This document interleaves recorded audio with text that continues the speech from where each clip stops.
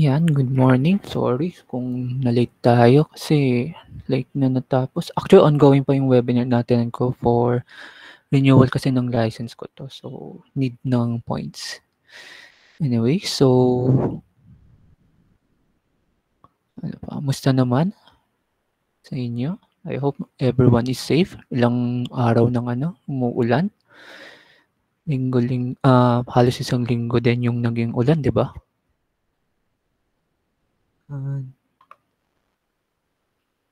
So, halos isang linggo. Hirap din maglaba. Yun. So, again, 39 tayo. Nasa listahan ko is around 23. Hintay pa tayo. Siguro 2 minutes pa.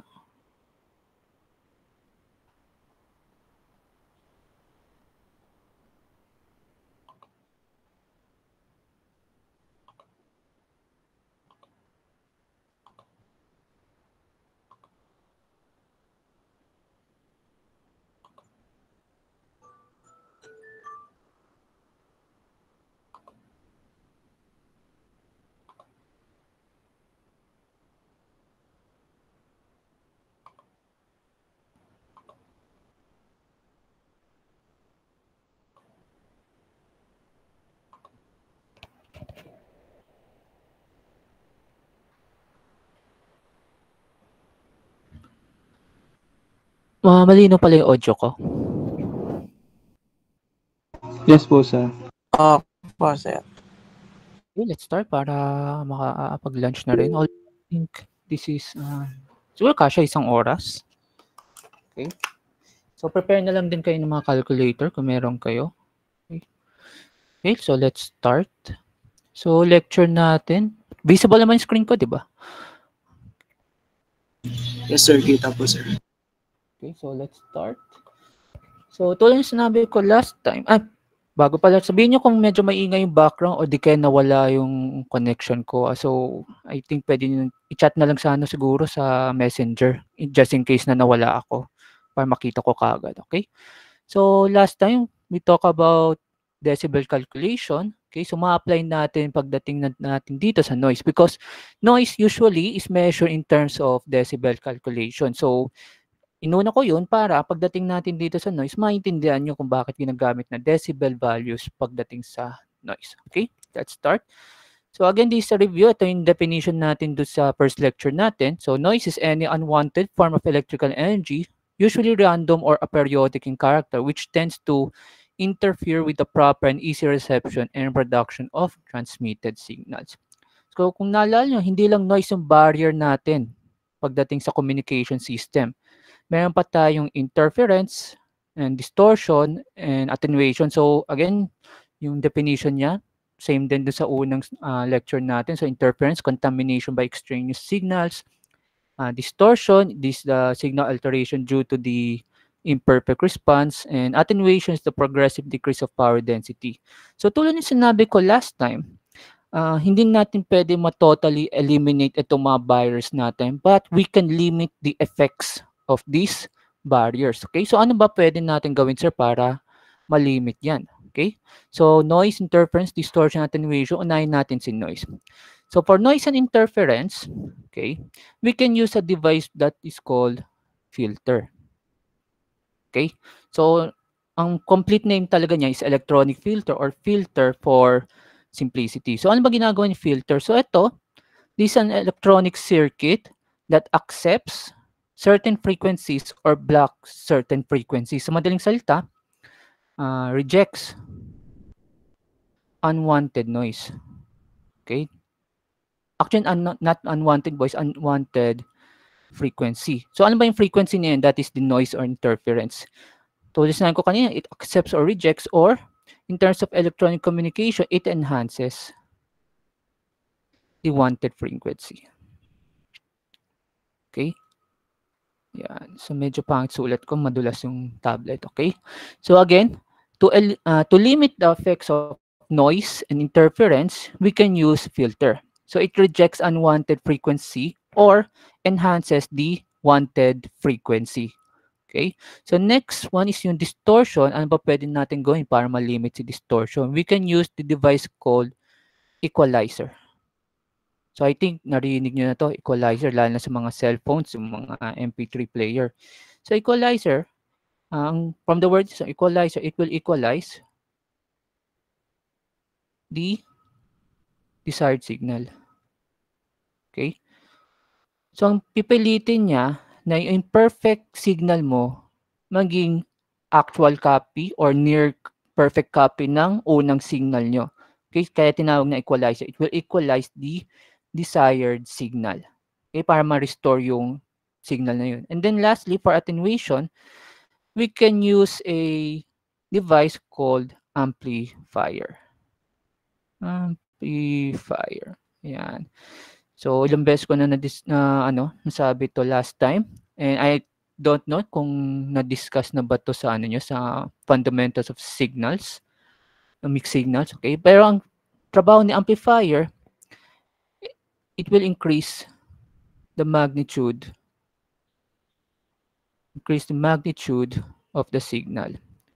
Kasi nga, si attenuation, okay, is the progressive decrease of power density. As the distance increases, humihina yung power. So, paano natin increase yung power? We use an amplifier to increase that magnitude of the signal. Okay, so ito yung mga devices na pwede natin gamitin for these barriers. Okay, so next slide. Siguro na-screenshot nyo na. Next slide. So general categories of noise. So we have correlated and uncorrelated noise. So when we say correlated noise, unwanted electrical energy that is present as a direct result of a signal. Meaning, meron tayo kasi mga modulation techniques, okay? So when we use the modulation techniques and nagawa niya ng nakapag-produce siya ng signal, doon pa lang pumapasok yung noise. Ulitin ko, for correlated noise, pag may ginawa kang modulation techniques or multiplexing techniques, doon pala magkakaroon ng noise. Unlike a uncorrelated noise, whether there is a signal or none, noise is always present. Ulitin ko, uncorrelated noise is present kung may signal man o wala.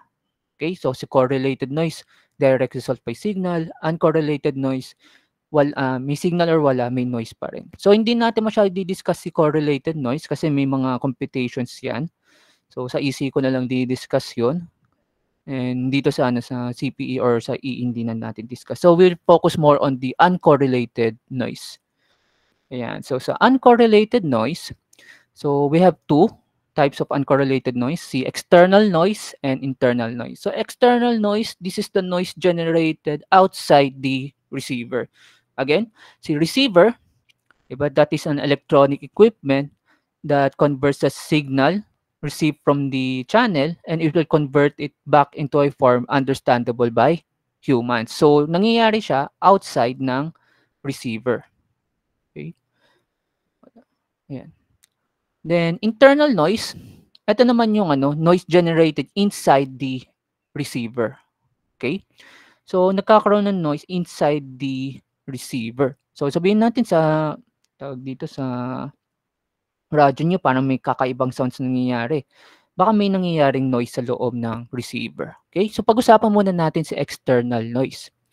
So external noise, we have three types of noise. So man-made noise, cosmic noise, and atmospheric noise. So unahin natin tong si man-made noise. So man-made noise or industrial noise, these are produced by mankind, which includes spark-producing mechanisms such as automobile, electric motor leakage from high voltage lines. So pag nag-start ka pa lang ng ito mga pictures natin. So pag nag-start ka pa lang ng kotse o ng motor, nagka-create na kagad siya ng noise. Diba? So outside ng receiver yun, nagka-create kagad ng noise. Yung pag-welding din, so it creates noise also. Okay, but that happens only outside the receiver. So it affects frequencies up to 500 megahertz. Okay? So I think nagets naman yung yung sinasabi ng man-made noise produced by mankind. So outside also the receiver, external noise is yung atmospheric noise caused by lightning discharge in thunderstorms and other natural electric disturbances coming in the atmosphere. So it affects frequency below 30 megahertz. So naranasan niyo na yun, yung may analog antenna pa kayo, yung mataas na antenna. Hindi yung hindi yung mga TV Plus, for the box. Di ba meron kayong antenna dati? Yung analog pa, yung medyo pangit yung signal, hindi malinaw. Naaabutan nyo yun, di ba? Opo.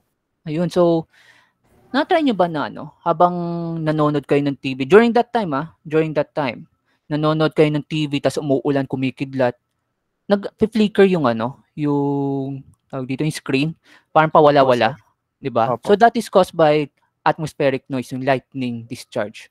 Okay, so it causes noise and it affects frequency below 30 megahertz. So that is an example of an atmospheric noise. Yung kapag nanonood kayo ng TV, biglang kumikidlat, nag-flicker. Ayun. Then, next is yung extraterrestrial noise or space noise. So isipin nyo outside ng Earth, meron pa ring noise, di ba? So it originates from outside Earth's atmosphere and it is categorized into two, cosmic and solar noise. So sir, bakit kailangan natin pag-aralan na yung pati extraterrestrial noise? Tawag dito, it affects yung mga communication system natin. It's because meron tayong tinatawag na satellite communications, 'di ba? So familiar naman kayo siguro kay kay Tesla, yung Starlink. That is an example of an extra satellite communications. Okay? So pag paano ko sabihin? Pag nagkaroon ng external noise or extraterrestrial noise, it will affect the communication satellite. So baka kunyari naka-Starlink kayo. Maganda yung yung flow ng internet connection, ganito ganyan, tapos biglang nawala. So baka may nakakaapekto na yung sa satellite outside the Earth. Okay?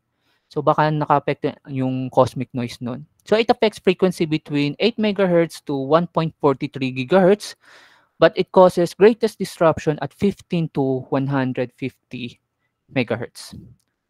Okay, so pag-usapan natin yung two noises, yung cosmic. So cosmic noise, so from the word itself cosmic, so it comes from distant stars and heavenly bodies. So ito naman siguro sa mga spaceship siguro, yung mga nagta-travel, yung mga nag-explore sa mga ibang planeta, yung mga ginagamit ni NASA. So kailangan talagang pag-aralin yung cosmic noise na yun. So it is also known as black body or galactic noise. So syempre malayo na yung yung rover o spaceship sa Earth. So pag nagkaroon ng cosmic noise, it can affect the communication system between Earth and the transponder rover. Okay? Then next is yung solar noise. So solar noise, this the noise radiation from the sun. Okay?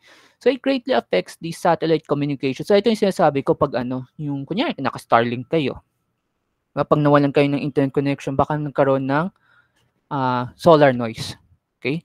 So we have two terms na ginagamit pag may sinasabi sa solar noise. So yung una is sunspot cycle, or sa mga internet kasi tsaka sa mga ibang libro, solar cycle ang tawag dyan. Pero sa discussion natin, sunspot cycle ang tawag natin. So it happens every 11 years. And then yung super cycles naman, it happens every 99 years. So almost 1 century. Diba? 1 century yung pagbabago ng super cycle. Pero kay sunspot cycle, it happens every 11 years. So ewan ko lang kung nabasa niyo itong article na to last year. Ayan. So Russian scientists warn of powerful solar flare activity on July 17, 2023. So ewan ko kung nabasa nyo or napanood sa Facebook na sinasabi, because of this solar flare activity, it will greatly disrupt yung internet connections natin, mobile communications natin. Ewan ko lang kung familiar kayo doon. But because ito kasing solar flare activity, kaya nagkaroon yan dahil nagbago na yung solar cycle ng ating sun. Okay? Again, si solar cycle happens every 11 years. Pero itong solar cycle na to na sinasabi ng mga scientists na tawag dito, na bago, it enters, nangyari daw to noong 2019 pa. Pero na-discover lang nila noong 2022. So isipin nyo, after 3 years, doon pa lang nila na-realize na, nag-iba na pala ng solar cycle si Sun. Okay? So what happens, sir, kapag nagbago ng solar cycle? So ang pwede mangyari dyan, you need to calibrate all communication systems na orbiting the Earth. Yung mga tawag dito, yung satellite communications natin, 'di ba? Yung mga yung mga transponder. So you need to calibrate again the equipment para yung flow ng communication mo smooth pa rin. Tulad nito, itong article na to. So 2022 lang na-discover and then year 2023 biglang na-discover ng mga scientists na nagkaroon ng solar flare.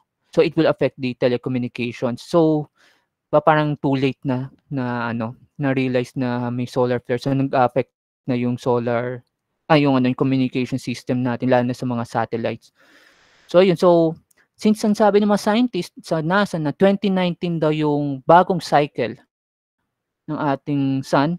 So if every 11 years lang, so by 2030 baka pumasok sa bagong cycle ng natin, ng solar, ng sun.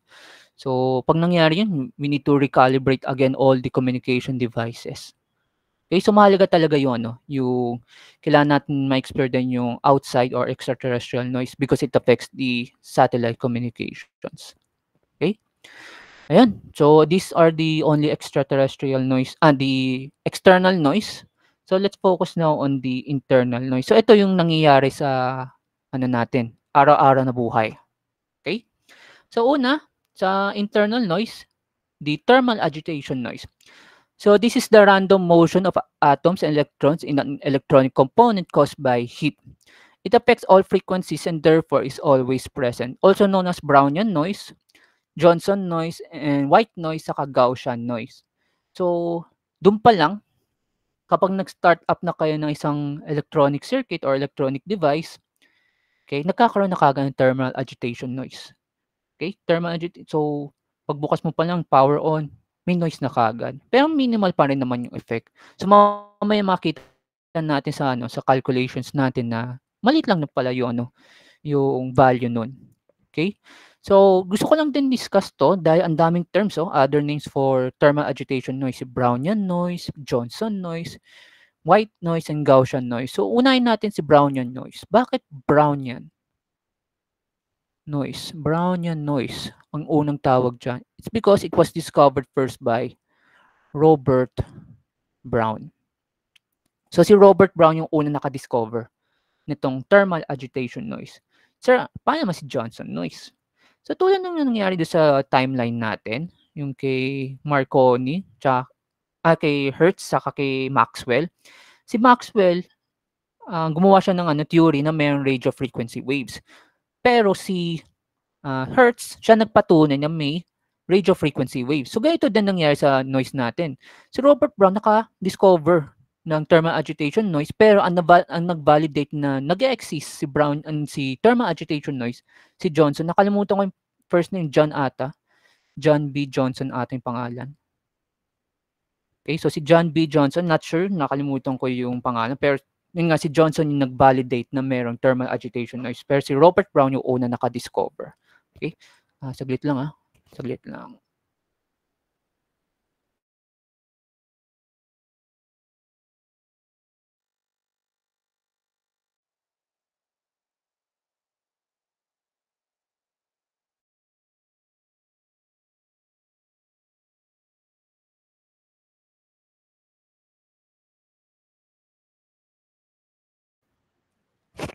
Ayan. So, dahil nga ilang araw nang umuulan at medyo lumabas na si Haring Araw, ngayon lang ako nakapaglaba. Ayan. So, simultaneous. Anyway, so, saan tayo? Johnson noise. Ayan. So, next is yung white noise. So, itong white noise kasi, so, meron tayo kasi tinatawag na light spectrum. So, hindi na natin di-discuss yung fiber optics na na topic kasi that is a new topic, and then mas malawak yung din nun yung discussion. Pero sa light spectrum kasi, mayroong tinatawag na white frequency. Okay? When we say white frequency, tawag dito, all frequency use. All frequency ng light spectrum. So, kung mapapansin nyo sa definition, it affects all frequencies. So, sa light spectrum, pag sinabing white color, it affects all frequency as well. Therefore, tinawag siyang white noise because it affects all frequencies. So, I hope na-gets yung yung idea nun. Kaya tinawag white noise because it affects all frequencies. Same with the white color sa light spectrum. And then lastly, Gaussian noise. Ayan. So, si Gaussian noise, kaya tinawag na Gaussian noise because yung formula na na-create for thermal agitation noise uses Gaussian matrix. So, alam ko papasok 'to sa sa subject na numerical methods. Hindi ako sure kung may gano'n kayong subject, yung numerical methods. Pero yun yung ginamit na method, yung Gaussian matrix to solve or formulate yung yung formula. So, sir, ano ba yung formula na yan? Ayan. So, the terminal agitation noise denoted by two parameters, si Pn. So, Pn stands for noise power. So, si Bn naman, noise voltage. Noise voltage. Okay, so noise power is equal to kataba. Yun yung basa namin during my review days, kataba. So, ano ba yung K? So, K, this is the Boltzmann constant. Okay? Boltzmann constant with a value of, dapat equals to. Ulitin ko lang.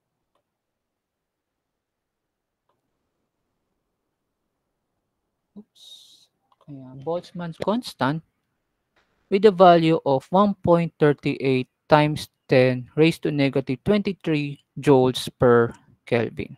So, K, again, that is the Boltzmann's constant na 1.38 times 10 raised to negative 23 joules per Kelvin. So, ginagamit siya sa thermodynamics. So, usually mga mechanical tsaka EE, may thermo yan. So, sa EC kasi tinanggal na yung thermodynamics. Pero itong constant na to is sa thermodynamics.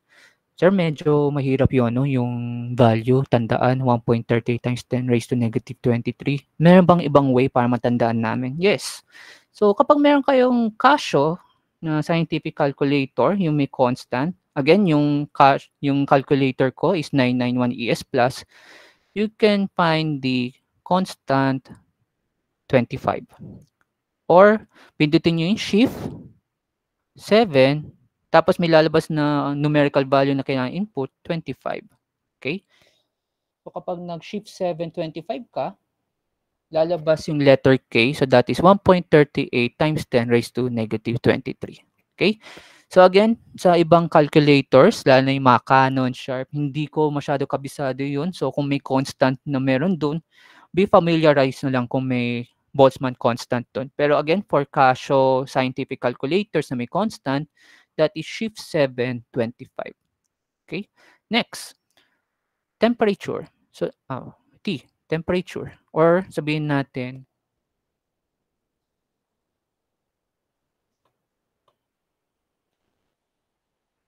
ayan. So, T stands for the absolute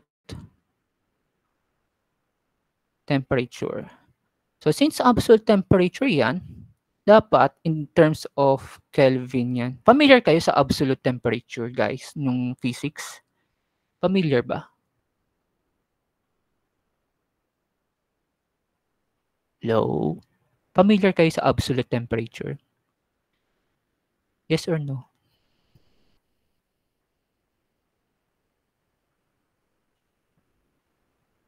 Hello? Hi. No po, sir. Okay, ayan. So, kung hindi familiar, ayan. So, sa hindi familiar sa absolute temperature. So, ito yung yung ginagamit kasi ng mga scientists yung absolute temperature compared sa degrees Celsius sa degrees Fahrenheit. So, how to get the absolute temperature? That is degrees Celsius plus 273 Kelvin. Okay? So, kapag may problem na binigay na 20 degrees, okay, 20 degrees Celsius, ang kailangan natin is absolute temperature. So, that is 20 plus 273, so 293 Kelvin. Okay? So, may instances pala sa mga questions na hindi binibigay yung temperature na value. Sir, anong pwede namin gamitin na value? If there is no temperature given in the question, use 290 Kelvin. Okay? Again, kapag walang temperature na binigay sa problem, use 290 Kelvin. This is what we call the ambient temperature. Ayan. Ulitin ko, pag walang binigay na temperature sa problem, use 290 Kelvin. Next is yung bandwidth. B pala. So, bandwidth. Okay. So, this is measured in hertz. natin, ano pa? So, ayan, resistance. So, R is your resistance. Okay? So, kapag given sa problem is series, okay, so that is additive, meaning the total resistance is R1 plus R2 plus blah, blah, blah. For parallel connection, that is RT, the total resistance is equal to 1 over R1 plus 1 over R2 plus 1 over blah, blah, blah, Rn. Okay? Ayan. So, ayan, resistance that is measured in ohms. Ayan. So, sorry kung medyo pang sulat, dumudulas yung drawing tablet. Okay, so again, reviewin natin. So, noise power is denoted by power and voltage. So, noise power is equal to kataba or the Boltzmann constant K na 1.38 times 10 raised to negative 23 joules per Kelvin. So, again, for Casio, that is shift 725. For T, that is the temperature, absolute temperature, I mean, measured in Kelvin. So, to convert degrees Celsius to Kelvin, that is degrees Celsius plus 273 Kelvin. Kapag walang binigay ng temperature sa problem, use 290 Kelvin. B, that is bandwidth measured in hertz. Then resistance measured in ohms. Okay? Saan yun?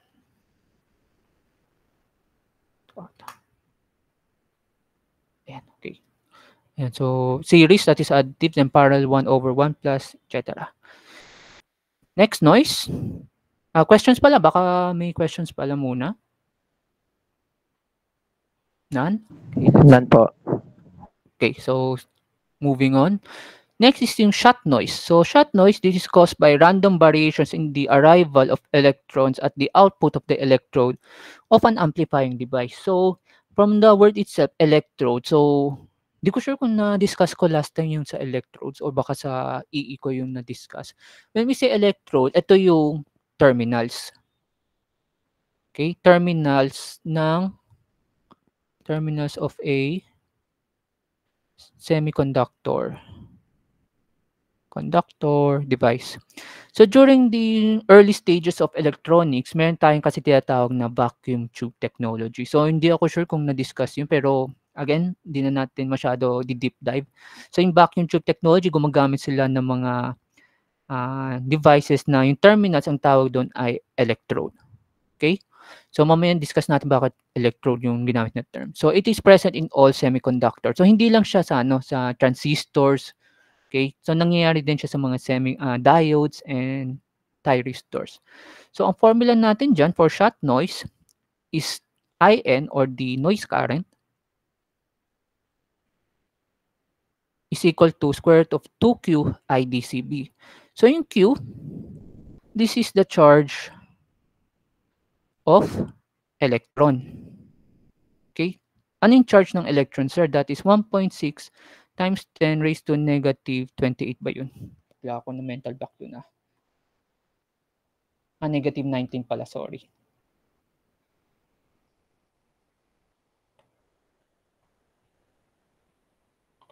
So, charge of electron is 1.6 times 10 raised to negative 19 coulombs.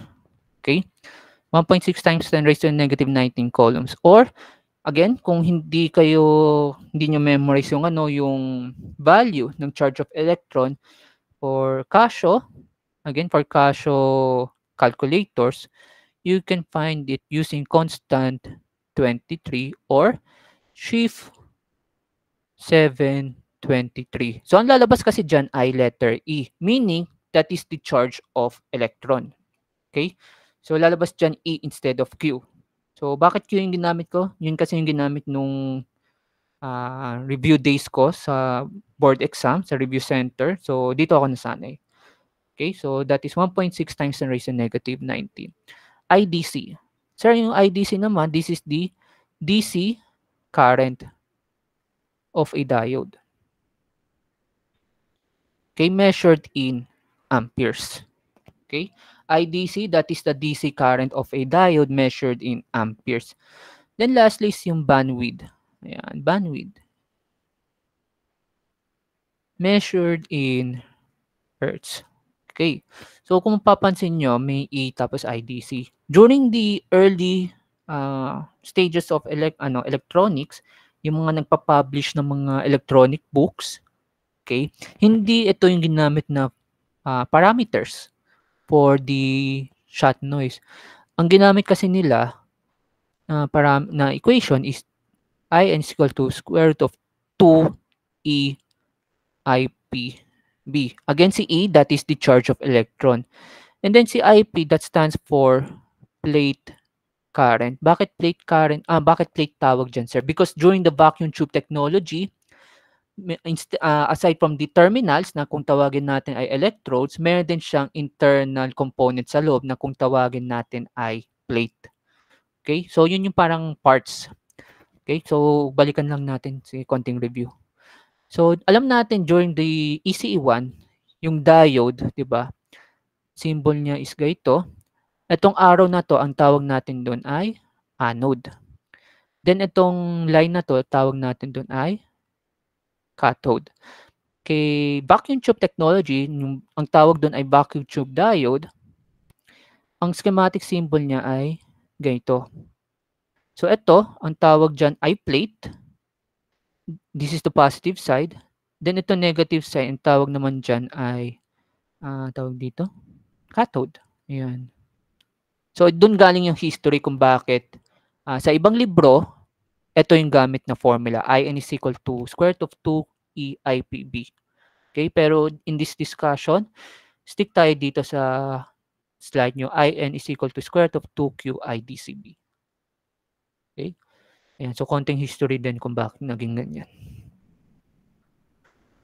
Questions? No oras na. Maga pa. None? Sir, pwede po pabalik. I-screenshot lang po.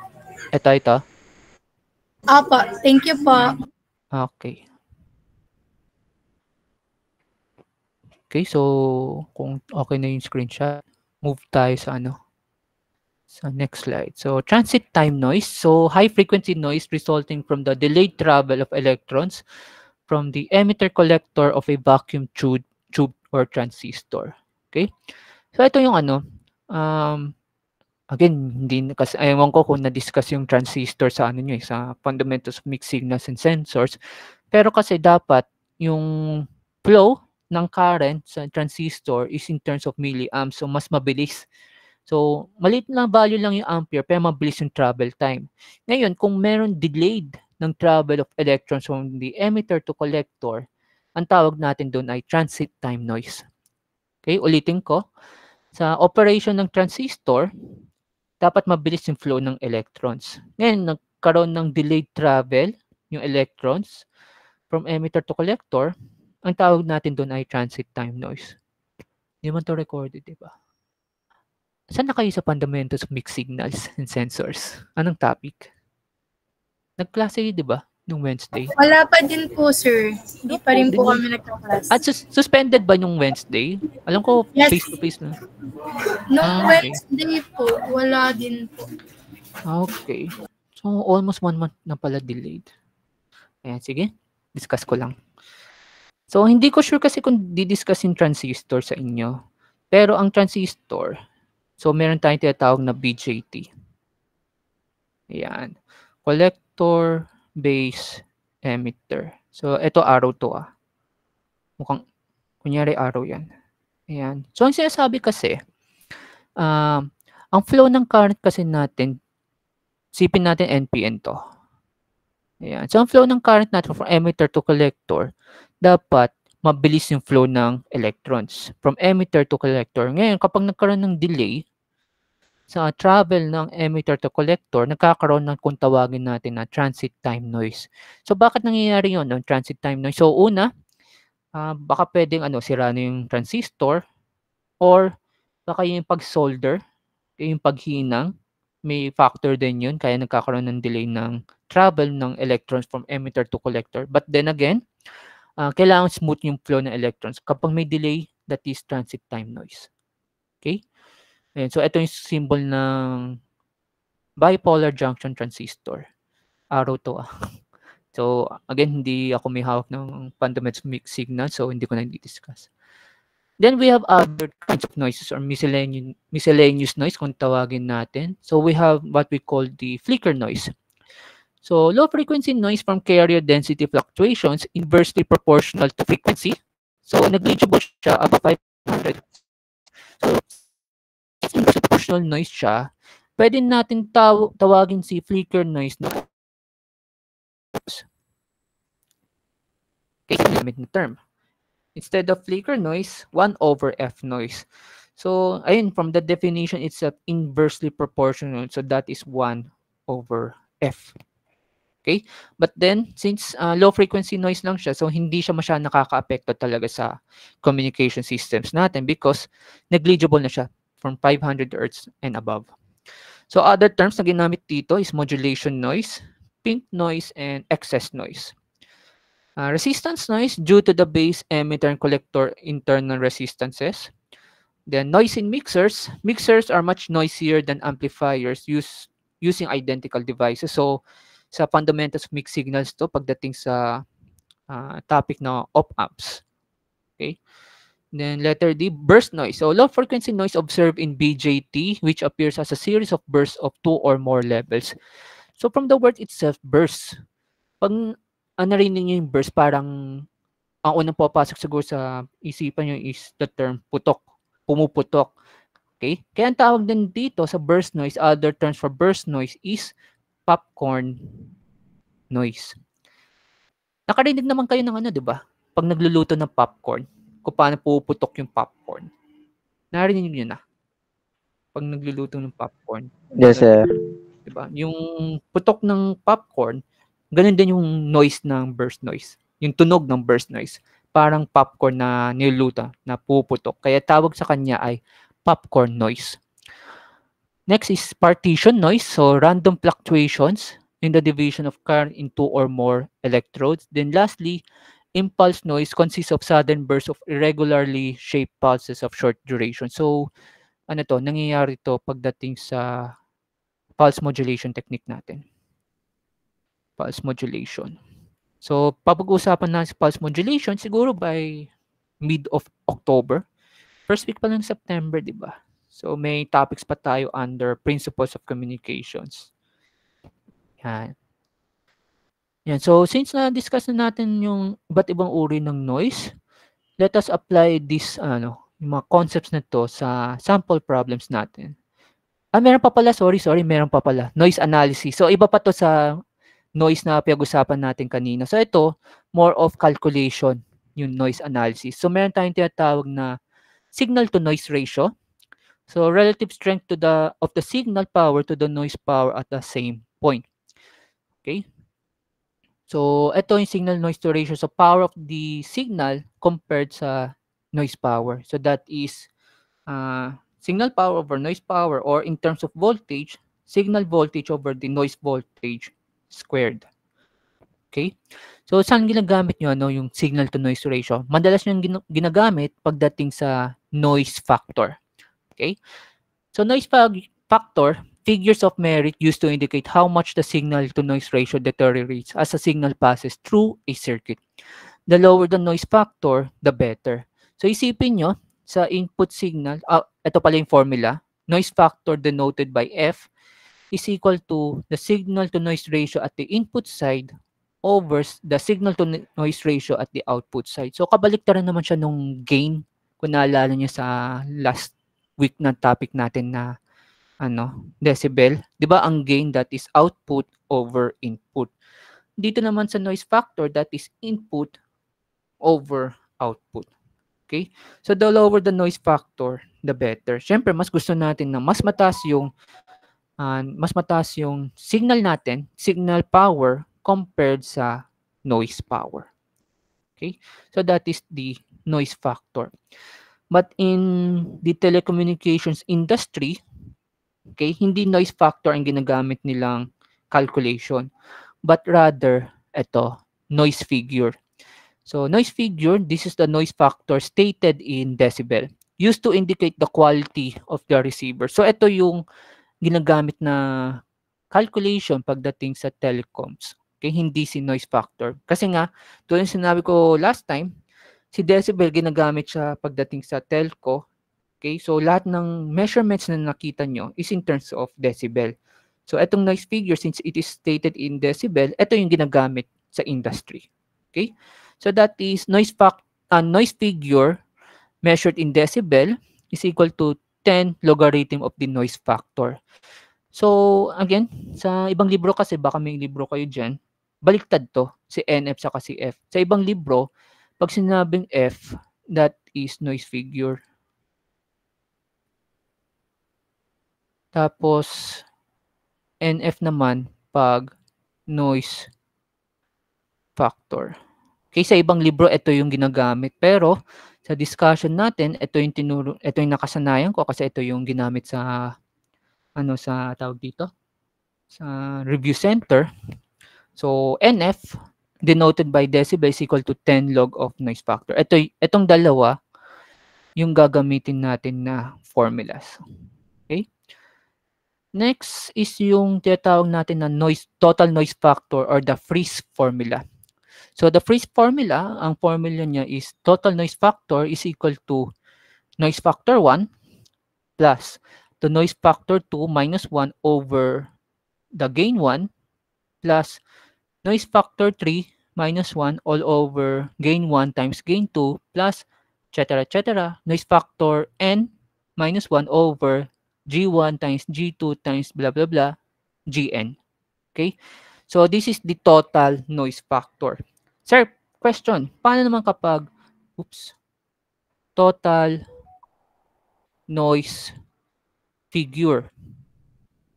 Paano kapag total noise figure naman, sir? That is simply 10 log of your total noise factor. Okay? So solve muna natin to. Okay? So solve muna natin tong total noise factor, then 10 logarithm of the total noise factor. Okay? So mamaya sa sample problems natin, makikita natin yan. Ayan. Another noise analysis is the equivalent noise temperature. So that is TEQ is equal to T. That is the temperature times F. So that is your noise factor minus 1. Okay.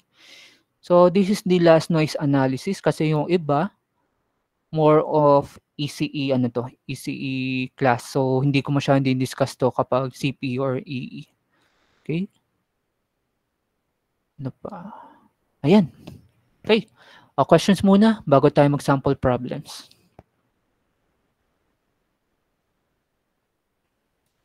None? No, na. Uy, quarter na. Bilis naman. Okay. So kung wala na, sample problems tayo ng noise.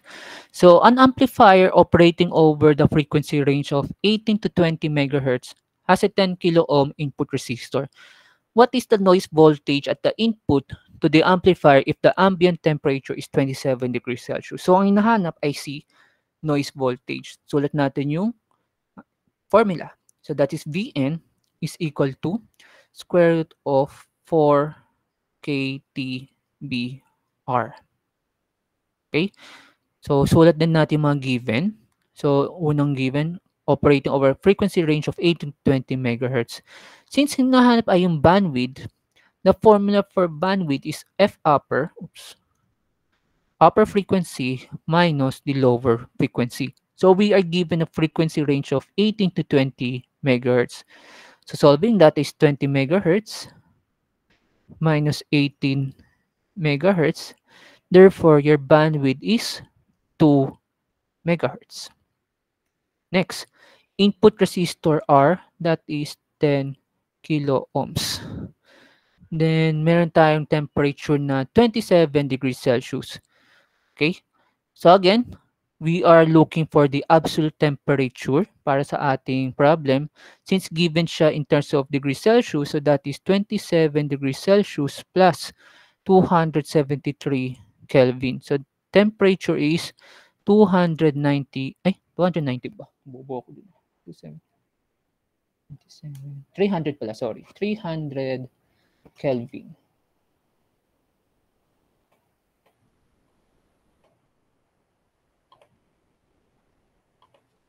That is 300 Kelvin.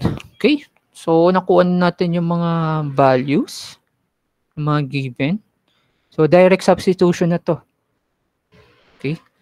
So, Vn is equal to 4K. So, that is 1.38 times 10 raised to negative 23 joules per Kelvin. Temperature na 290 Kelvin. Bandwidth of Hertz. So, that is, saan yun? 2 megahertz times, hindi na kasya. Resistance na 10 kilo ohms. So, square root. Okay? Square root yan. Therefore, your noise voltage is, so I hope meron kayong calcu, 723, 23? 4KT, ba't 290? Sorry. Sana yung cost 290.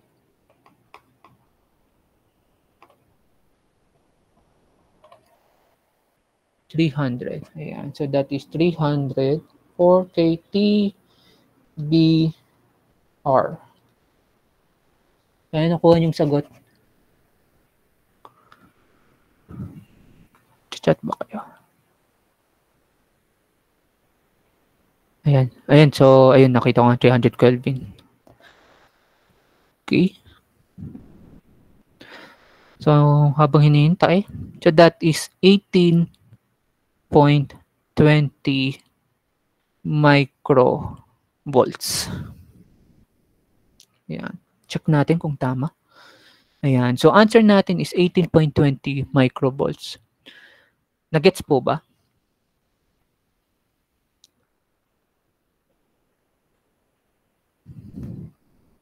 Ayan. Okay, so I hope na nagets. Sir, question. Paano kapag ang tanong, what is the noise voltage at the input to the amplifier if the ambient temperature is 27 degrees Celsius? Solve in terms of dBm. Nahanap ay dBm. So kung dBm yan, that is, since voltage to, so that is V dBm is equal to 20 log of your answer, so that is 18.20 microvolts over, since dBm, that is in terms of 1 millivolt. Okay? So therefore, your VDBM is equal to 20 log ng answer over 1 millivolt. So that is negative 34.80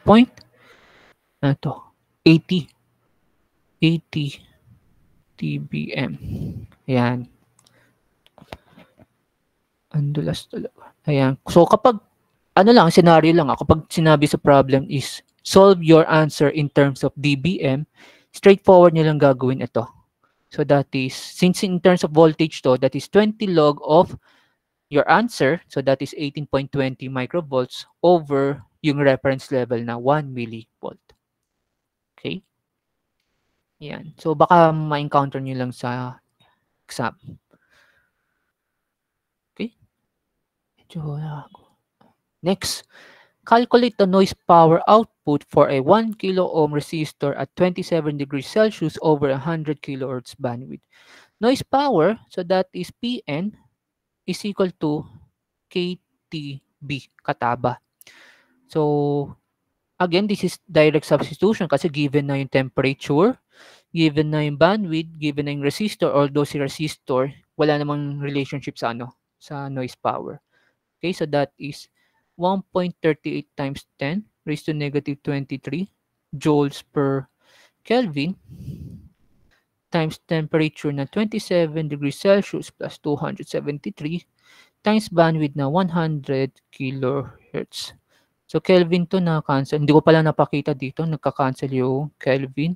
Yung kilohertz, that is cycles per second. Okay, so magka-cancel din yung yung cycle. So that is joules per second kasi pag watts. Therefore, that is 725 27 plus 273 plus 100 kilohertz. So, ang lalabas dyan ay 414.20 times 10 raised to negative 18 to eh. So that is atto. Atto watts. So kapag atto, that is times 10 raised to negative 18. Pero sa ano kasi sa reference ko, ang ginamit ay femto. So femto, that is times 10 raised to negative 15. Okay? Paano gawing femto yan, sir? Yung ENG, pindutin nyo lang yung shift ENG, mag-move siya. So para mag-move siya pakaliwa, pindutin nyo yung shift ENG. So lalabas dyan, noise power is 0.41 femtowatts. 0.414 femtowatts. Ayan. Natatakpan pala yun. Ayan. Oh, screenshot. Screenshot nyo pala yung ano, kung paano yung sinusolve. Baka kasi next ako ng next eh.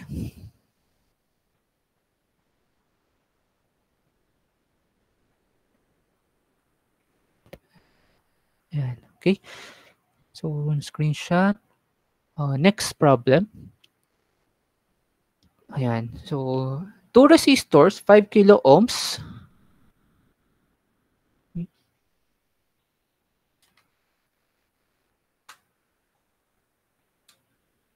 Ang guling battery. Ayan. So, 2 resistors, 5 kilo ohms and 20 kilo ohms are at 27 degrees Celsius. Calculate the thermal noise power and voltage. Thermal noise voltage for 10 kilohertz bandwidth for. First is yung series combination and parallel combination. So, noise power muna tayo. So, noise power, that is kataba, KTB. So, given na tayo ng temperature na 27. So, that is 1.38 times 10 raised to negative 23 joules per Kelvin times 27 plus 273 times ano yun, bandwidth, 10 kilohertz. So, your noise power is equal to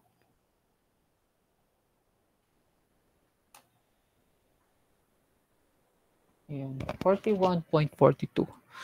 41.42 atto watts. Next, noise voltage. So, series combination naman. So, unahin natin si series. For series, that is Vn is equal to 4K. So, di ko na isulat to. Medyo mahaba. Temperature na 300. So, paano naging 300? That is temperature is equal to 27 plus 273. So, that is 300 Kelvin times 4K TB, 10 kilohertz, times yung resistance. So, since this is series combination, pag series combination, again, that is RT is equal to R1 plus R2 plus etc. So, additive siya. So, that is 5 kilo ohms plus 20 kilo ohms. Square root. Haba. So, noise voltage for series, that is square root of 4, shift 725, 300 times 10 kilohertz times 5 kilo ohms plus 20 kilo ohms. So, ang sagot ay 2.04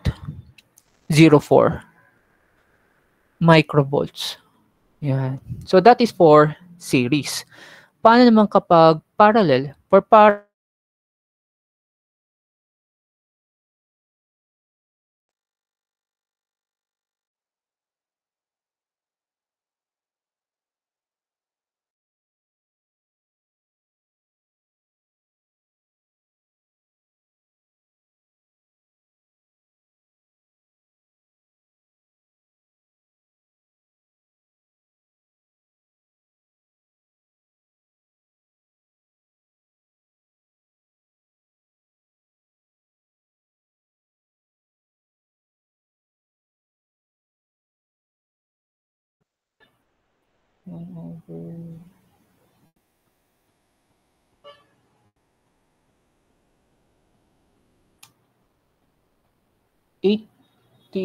okay.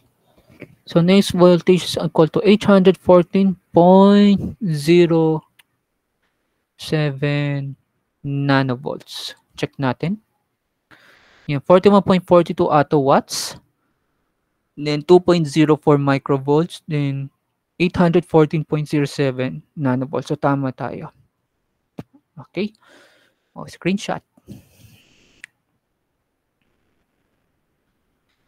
If ever may tanong, you can butt in Unmute na lang. Kapag chat kasi baka hindi ko marinig eh.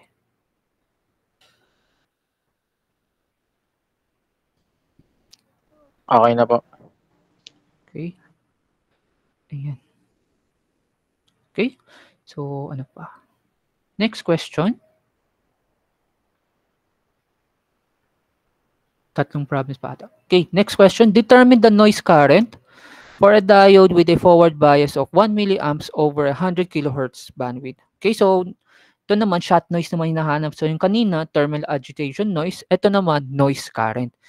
So, the formula for noise current is 2Q IDC B square root. Okay, so we are given forward bias 1 milliamps. Ibig sabihin, that is your DC current na 1 milliampere. Then meron tayong bandwidth na 100 kilohertz. Okay? So solve for the noise current. So given na lahat, so direct substitution. So that is 2 times 1.6 times 10 raised to negative 19 coulombs times IDC na 1 milliamp times bandwidth na 100 kilohertz. Okay, square root. Therefore, your noise current is square root of 2, shift 723, ano yun? IDC B, 100 kilohertz. Ayan. So, direct sum, so that is 5.66 nanoamperes. Ayan. Natatakpan. So, tama tayo. 5.66 nanoamperes. So, direct substitution naman siya. Okay. Ayan. So, I think gets naman ito kasi direct substitution. Next question. A diode generator is required to produce 15 microvolts of noise in a receiver with an input impedance of 50 ohms operating at low frequency range. Determine the current through the diode. Okay. So, ito level up naman. So, matetest yung pagiging engineer natin. Paborito ko yung estudyante ko yung ME. Hindi na, kailangan may computations para maging, yun yung magiging definition ng pagiging engineer natin. Ayan. So, isa-isayin natin. So, a diode generator is required to produce 15 microvolts of noise. 15 microvolts of noise. Okay? So, that is Vn is equal to 15 microvolts. In a receiver with an input impedance of 50 ohms. So, meron tayong resistance. When we say impedance, okay, so hindi ko sure kasi kung na-discuss sa ano nyo eh. When we say impedance, that is, lagay natin, impedance, that is total resistance. Sir, ano ibig sabihin ng total resistance? Sa electrical circuits kasi, sa AC analysis, ang impedance, that is Z is equal to R plus minus JX. Meaning, yung R, that is your resistance. Yung X, that is your reactance. When we say reactance, ito yung imaginary resistance ng capacitor tsaka ng inductor. Ulitin ko, when we say reactance, that is the imaginary resistance of the capacitor and inductor. So again, hindi ko na i-discuss because hindi siya part ng ano natin, ng lecture natin. Pero kapag nakita nyo yung word na impedance, that is simply the resistance, the total resistance. Okay, going back. So meron tayong resistance na 50 ohms at lower frequency range. So wala siyang binigay na bandwidth. Okay? But rather, binigay niya yung frequency range natin. Yung sa spectrum na lower frequency. Ano ba yung frequency range ni lower frequency. So that is 3300, 3K, 30K. So that is for lower frequency, that is 30 kilohertz to 300 kilohertz. Tama diba? Every very loud. 3300, 3K, 30. That is 30 kilohertz to 300 kilohertz. So kung kukunin natin yung bandwidth niyan, that is 270 kilohertz. So meron na tayong noise voltage, meron na tayong resistance, meron na tayong bandwidth. Determine the current through the diode. So ang hinahanap ay yung current through the diode, IDC. Saan formula yung IDC? Di ba meron tayong formula na shot noise is equal to IN is equal to square root of 2Q IDC B. So meron tayong bandwidth, DC current na hanap. Pero ang binigay sa formula is noise current. So sa formula ng noise current, doon manggagaling yung DC value ng diode. Pero based sa problem, ang binigay is noise voltage na 15 microvolts and input impedance of 50 ohms. So paano natin makakuha yung noise current? Anyone?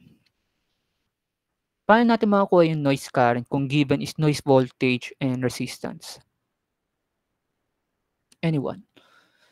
So ano tayo dito? Critical thinking. Ito yung mag-define pagiging engineer natin.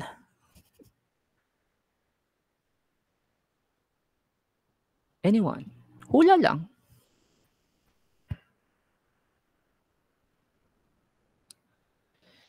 Please, alas 12 na. Nagutom na ako.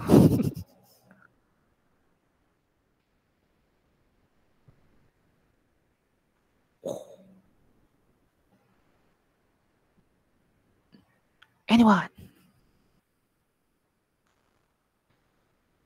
Ilang problems pa ba ito?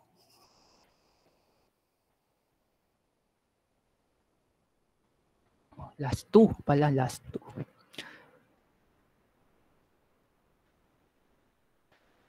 Wala. Sige, bigyan ko kayo ng clue. Ano yung formula ng Ohm's law? Pwede kayo mag-unmute. Ano formula ng Ohm's law?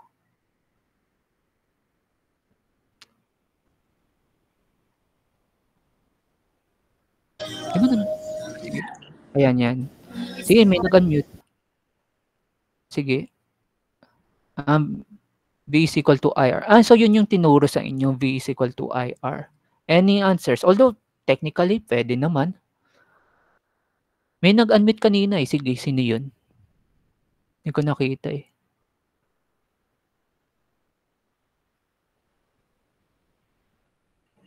Sige, stick tayo sa V equals to IR. So, technically, yung V is equal to IR is the derivation of the Ohm's law. Ang totoong Ohm's law or the correct formula for Ohm's law is I is equal to V over R. Technically, correct naman yung V is equal to IR, okay? But that is a derivation of the Ohm's law. The correct formula for Ohm's law is I is equal to V over R. Okay? Again, gusto natin i-correct yung V is equal to IR. Hindi siya yun yung Ohm's law. Ayan, so si Earl, binago nyo. Kaninang V is equal to IR, ngayon I is equal to V over. Anyways, so again, to correct the Ohm's law formula, that is I is equal to V over R. Okay? Itatak natin sa sa mindset natin na Ohm's law is I is equal to V over R. Okay.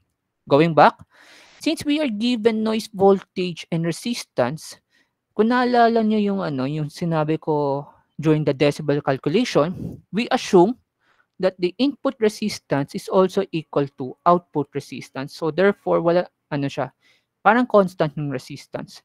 Ngayon, since we are finding the noise current, this is the noise current given sa noise voltage. Ito. So pwede natin denote na in terms of noise. So therefore, since given na si noise voltage at si resistance, we replace noise current with noise voltage over R is equal to 2 Q IDC B. Okay. So, dito, kailangan natin ma-eliminate yung square root kasi ang hinahanap ay yung DC current ng diode. How to eliminate? Square both sides. Okay, square both sides para matanggal si square root. Therefore, that is Vn over R squared is equal to 2Q IDC B. Ngayon, ma-isolate na natin si IDC. So, pwede natin i-cross multiply or divide both sides yung 2QB. So, dito din, 2QB. Okay? Ayan. So, therefore, ang magiging rearranged na formula natin is Bn over R squared all over 2QB. Okay? So, substituting all the values, noise voltage, that is ano yun? 15 microvolts over 50 to ah.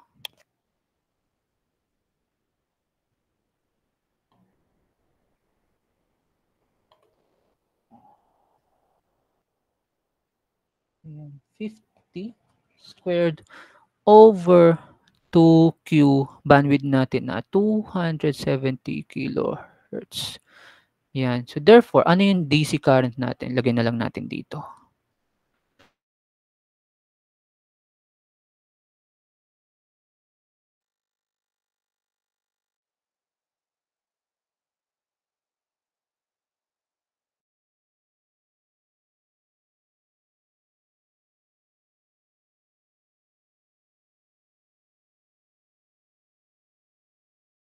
Zero 4 amperes. Ayan.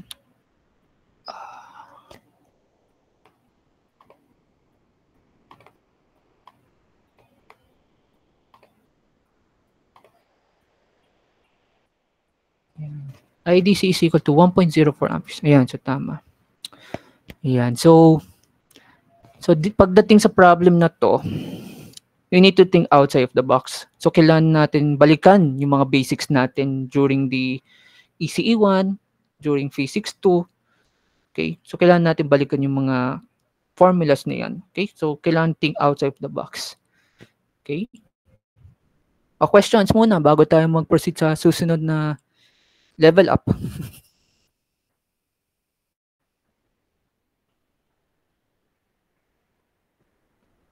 None? Okay. Sige. So, sabi ko 1 hour lang. Next. Second to the last. Ay, may nag-chat ba? Di naman lalabas sa test yan, sir. Mautak. Hindi natin sure. Kaya tinuro ko na para pagdating sa test, di kayo di kayo tawag dito. Ma-mental block eh. Ano ba? So, ayun, kailangan think outside of the box. Okay. So, kailangan balikan yung mga yung mga basic foundation natin pagdating sa electronics and electrical. So, kapag pangit yung basic, mahirap yung magiging exam. Ayan. So, moving on. Baka nagutom na kayo. Calculate the noise figure of a transistor amplifier that has an input signal of 10 microvolts from a 75 ohm signal generator, a noise bandwidth of 12 kilohertz, a voltage gain of 25, and a total output noise of 5 microvolts. Ang temperature natin is 20 degrees Celsius. So we are tasked to find the noise figure. So noise figure in terms of decibel is equal to, since ang given ay in terms of voltage, okay, 10 microvolts, 5 microvolts. Therefore, ang gagamitin natin formula is 20 log of your noise factor. Okay? We are tasked to find the noise figure. Since lahat ay naka-voltages, therefore that is 20 log of the noise factor. Ano ba yung formula ng noise factor? So that is the signal to the noise ratio at the input over the signal to noise ratio at the output. So basically kasi, naka-square yan, di ba? Basically, naka-square yan. Pero sa ginawa natin na formula ng noise figure in terms of decibel, naka-20 log yan, hindi na natin square yan. Okay? So, hindi siya raised to the power of 2. Okay? So, baka malito kayo eh. Bakit sa lecture pag naka-voltage in terms of raised to the power of 2 pero dito hindi? Because naka-20 log na siya. If ever na ginawa ko tong 10 log, dito siya naka-squared. But then again, naka-20 log siya. So, hindi na natin i-squared yung numerator and denominator. Okay? So, I hope na gets yung idea. Sulat natin lahat ng given. Calculate the noise figure of a transistor amplifier that has input signal. Input signal, so that is, sabihin natin S in o sin of 10 microvolts. So, ang input signal natin is 10 microvolts from a 75 ohm signal generator. So, resistance is 75 ohms. A noise bandwidth, so may bandwidth tayo na 12 kilohertz. A voltage gain. So, voltage gain denoted by AV is equal to 25. Yan, total noise output. So, noise output, sabihin natin, N out is equal to 5 microvolts. Temperature na 20 degrees Celsius, but then again, kailangan ng naka-absolute temperature, so that is plus 273 Kelvin. Therefore, your absolute value, absolute temperature is 293 Kelvin. Okay. So, solve muna natin si input side, yung numerator, signal to noise ratio at the input side. So, ang sabi, yung signal natin is 10 microvolts. Okay, so this is the signal to the noise ratio at the input side. So, 10 microvolts yung input signal natin. Pero yung noise kasi, hindi siya given. Okay, hindi binigay yung value ng input noise voltage natin. But rather, binigay ay, tawag dito, may signal generator, resistance, and noise bandwidth. So, kung may resistance and bandwidth tayo, tas temperature, anong pwede natin gamitin na formula? Sige, review natin. Ano pwede natin gamitin na formula? Meron tayong temperature, meron na tayong bandwidth, meron din tayong resistance. So, na-discuss natin kanina, ano yung formula na pwede natin gamitin?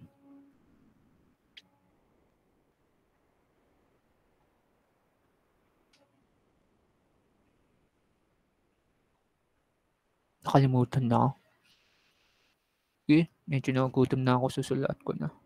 So, that is 4K. This is the thermal agitation noise. So, 4KT, 293 Kelvin. Tawag dito saan pa? 293. Diba? Nagugutom na ako. TB. Bandwidth na 12 kilohertz. Resistance na 75. Square root. Ayan. So, this is the signal to noise ratio at the input. So, pwede niya i-solve yan. Pero ako, diretso ko na lang. So, meron na tayong values ng signal to noise ratio at the input side over signal to noise ratio at the output side. So, meron na tayong output noise voltage na 5 microvolts. So, ano na lang kulang? Yung output signal natin. Pero ang binigay is the voltage gain. So, ano ba yung formula ng voltage gain? So, the voltage gain is equal to V out over V in. So, again, ito yung diniscuss ko sa decibel calculations natin, yung gain, that is output over input. So, hindi ko sure, again, kung tuturo sa mixed signals nyo. But this is the formula. The voltage gain is equal to V out over V in. So, binigay sa atin gain na 25. Okay? Is equal to V out, yun yung hinahanap natin, over input signal na 10 microvolts. So, therefore, cross-multiply lang, makakuha natin si V output. So, that is 25 times 10 microvolts. Okay? So, pwede natin isolve si noise factor. Okay? So, that is noise factor is equal to 10 microvolts over square root ng 4, shift 725, 4K T B R over 25 times 10 microvolts over 5 microvolts. Oops.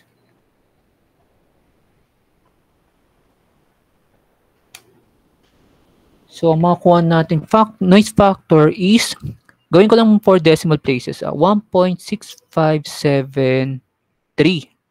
Again, since this is noise factor, so dapat absolute siya, wala siyang unit.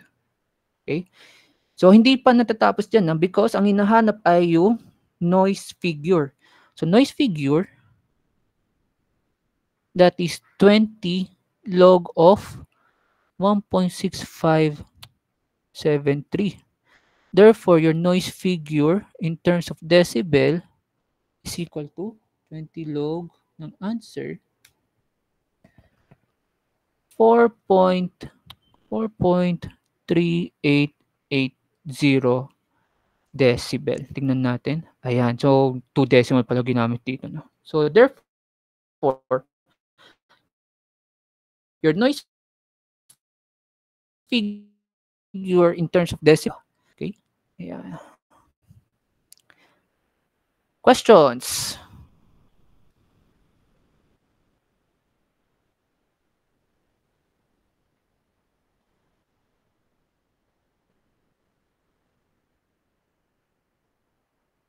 None?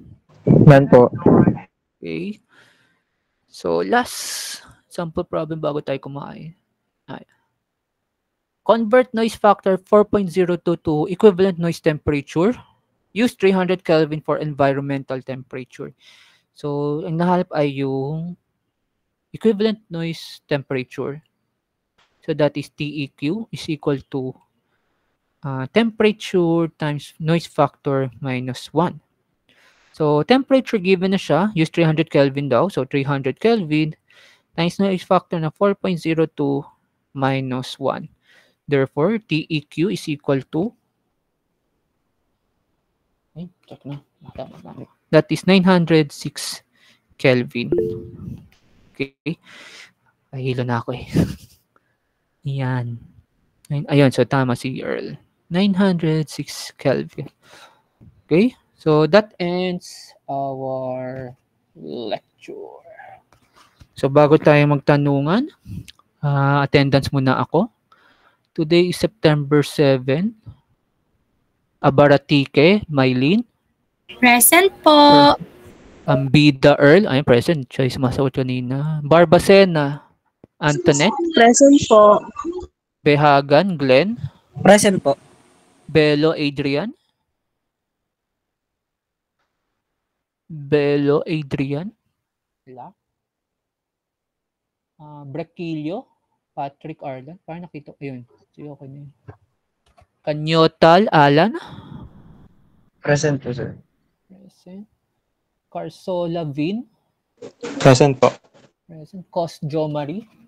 Present, sir. Kuana, Niv. Present po. Present. Custodio, Carl. Present, sir. De La Peña, Christian. Present. De Los Reyes, Rose. Present po. Present ka, Braquillo. Nalaglag. Ayan. Sana tayo, De Los Reyes, Rose. Dom, Edwin. Present, sir. Dumaya, Skill. Present po. Evangelista, Ray. Factor, Carl. Joel. Factor, Carl.